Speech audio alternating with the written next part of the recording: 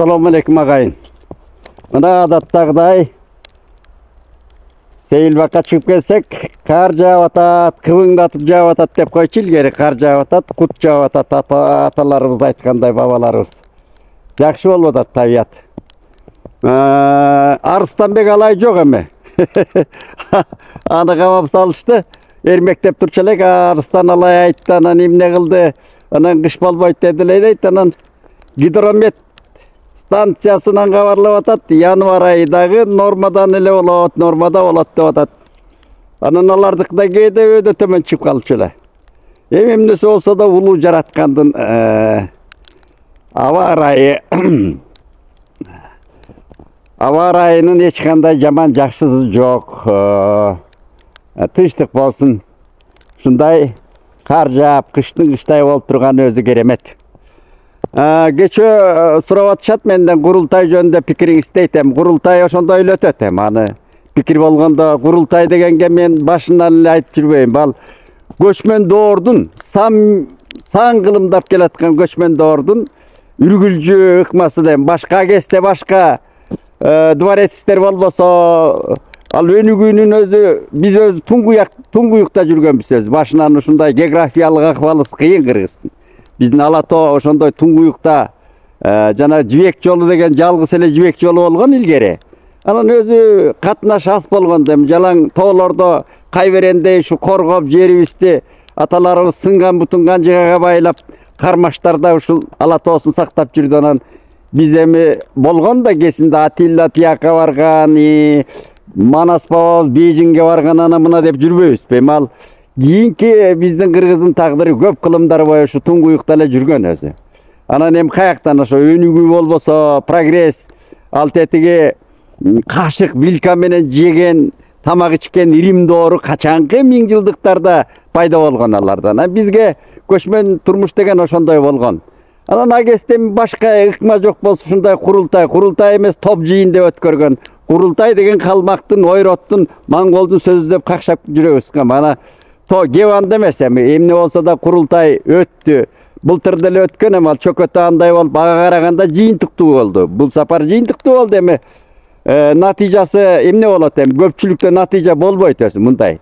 Европа жанагы өнүккөн мамлекеттер бекеринен ошол парламенттик башкаруу, парламенттик бийлик дегенде ошол бекеринен тандоо кылган эмес да өнүккөн мамлекеттер.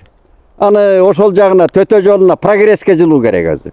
Анан курултайда албетте Мыктыбек Абдылдаевге окшогон лоялдуу деп коелу байкебиз бар, жакшы органда иштеген, укук коргоо органдарында абдан тартиптүү киши. Ал киши эми мындай бунтовать этпейт, өтө протестке туруп албайт өзү. Мындай ийкемдүү кишилер да алар. Тек комсомолду көргөн кишилер. Согулушту кандай өткөрүүнүн мыкты ыкмаларын билген кишилер да, ал акырын татынакай кылып өткөрүп койду. Баягы кыргызча айтканда майлап сүттөп туруп.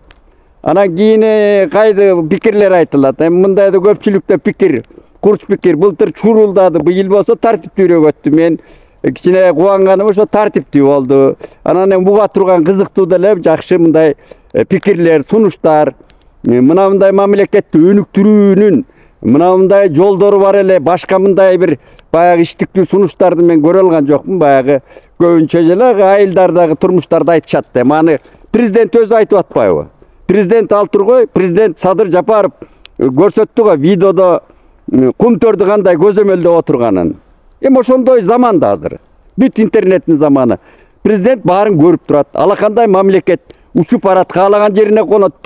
Мисалы үчүн вертолет менен Кыргызстанды какшап эле жүрөбүз го. Бир күндө кыдырып чыкса болот. Кыдырып атат.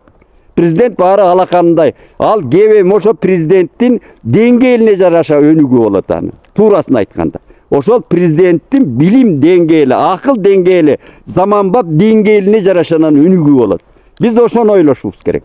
Ошол жагынан тилеп отурабыз го, Кудай иман берсин, ары өнүгүү болсун, чапкан сайын көз чыкпай, жакшы нормалдуу турмушка баралы деп Кудайдан тилейбиз, тынчтык болсун деп. Анан эми ал эмне курултайдан эч жакшылык мындай прогрессти көрүүгө болбойт ал өзү. Көпчүлүк чогулуш. Аны эми акырындык менен бара өзү курултай деле тыйлат өзү. Менин көз карашым ушу. Ал өнүгүүгө алып барбайт, өнүкпөйт мындан кийин деле. Бекер убара. Баягы президент деле көрүп турат аны. Менимче ошол убагында барып анан бул басаңдап өнүгүүнүн башка жолдоруна кетебиз. Бул деле өтөт. Анан жанагы көлдүктөр жөнүндө айтканы мага жакты. Мисалы үчүн бир аял киши чыгып сүйлөдү. Жана кумтөрдөн 1% болуп атат, 2%. Анан президент көлдүктөр Кудайды карагылем жакшы эле болуп атат дебеди. Ал жеп келбеди. Ошо көлгө канча акча мен аны убагында изилдегенмин аны. Көлгө ошол кумтөрдөн көп акча түшкөн. Аны жеп алып дагы бир көлдүк маселе дейли. Мына көчө интернеттен көрдүм го, эртең менен көрдүмбү? Эркин Рыскулбеков деген бир жакшы алып барып жүргөн жигит бар. Ошол бир мында орой айтайын, дөөдүр ойлорду айтып атат да. Дөөдүр жанагы кыргыздын санжырасы дейби, уламыш бар кыргыз тарыхынын. Кыргыз, анан кыргыз деген Кыргызстан чыккан кыргыз. Анан кийин кыздарды сыйлашыбыз деген мааниде айтып атат да. Мен иним айтып коюшум керек, мындай байкап сүйлөп жүрүш керек да. Тарыхты билбегенден кийин жөн лооска келгенде оттой бербеш керек. Бул кесинде мен Тынчтыкбек Чоротегин дагы тилдегем өзү, тарыхчыны. Ал билимдүү киши, ал илимдүү киши, ал мойнуна алат. Ал жана 6 класстын тарыхына кирип жиберген, ошо кыргыз этимологиясынын чыгышы, Кыргызстан туулган, пайда болгон. Анан ал биздин биринчи жазма тарыхчыбыз, санжырачыбыз Осмоналы Сыдык уулу жазып атпайбы? Мына мен Кашкарга барсам, уйгурлар күлөт дейт. Кыргызстан туулган кыргыз, жана көбүктөн пайда болгон деп. Анжанга барсам, соода кылып барсам, өзбектер күлөт, кызыл иттен туулган деп. Кашкай эле жазылып турат. Ал биздин душмандардын келекеси өзү. Анан аны былжыратып алып чыгып атат бул жерден.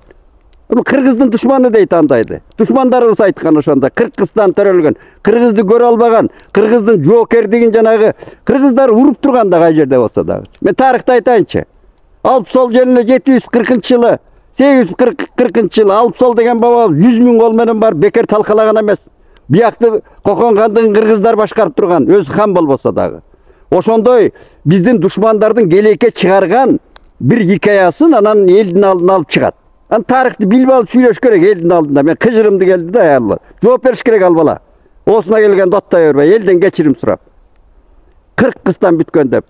Осмоналы Сыдык уулун оку. Анан ал киши айтып атат, мен намыстанып дейт. Ошондо намыстанып, кара кандай бабаларыбыз болгон. Ошо кезде. Анан мал мүлкүмдү сатып, анан ошол тарыхты жазайын деп аракет кылып анан кириштим деп, мына Осмоналы Сыдык уулу ошо кылым тогошкон. 19-20 кылымдар тогошкон кезден кайран киши ат менен жолго чыгып, бүт ала тоону кыдырып атат, жазып. Ошондой ыза болгондон жазып атат. Анан бүгүн публично отуруп алып былжырайт да. Орой айткандачы. Эркин деген бала. Уят болот андайды сүйлөбөй жүрүш керек. Ал биздин кыргыздардын намысына тийген, арына тийген, түпкү биздин өзүн кыргыздын байыр келдигин көрө албаган душмандардын сөзү аз, биздин арыбызга, намысыбызга тие турган сөз ал. Эмнеге тиги сарт десе тигилер, сарт деген ал уруу болгон, эл болгон кесинде сарт деген соодагер деген сөз. Ага деле өзбектер ызаланат да, сарт деп айтсаңчы. Анан маңка казак деп айтып койсоң, казактар өлүп берет. Мындай сөздөрдү байкап сүйлөш керек өзү. Кыргыздан пайда болгон экен, анан кыздарды сыйлай бер. Колгон келсе кыргыздар кыздарын кадимкидей төрүнө отургузуп үлпүлдөп келген сенсиз деле. Анан чыгып эле сүйлөй берсе эле сөз болбойт да, уят болот мындай бир шамалдаган мына публикага чыгып атканда мен ушул жаштарга айтып коюшум керек да, эл көрүп атат, эл окуп атат да, байкаш керек сүйлөп атканда. Эмнени айтып атам деп мындай мээге иштетип туруп анан сүйлөш керек да. Анан бул баары эле мен сүйлөсөм эле боло берет, жазсам эле боло берет деп, мына жакында ушул бир мыйзам кабыл алыш керек экен. Мына абдан уят болот мындай маселелер. Муну талкууга салабыз го, Кудай буйрса.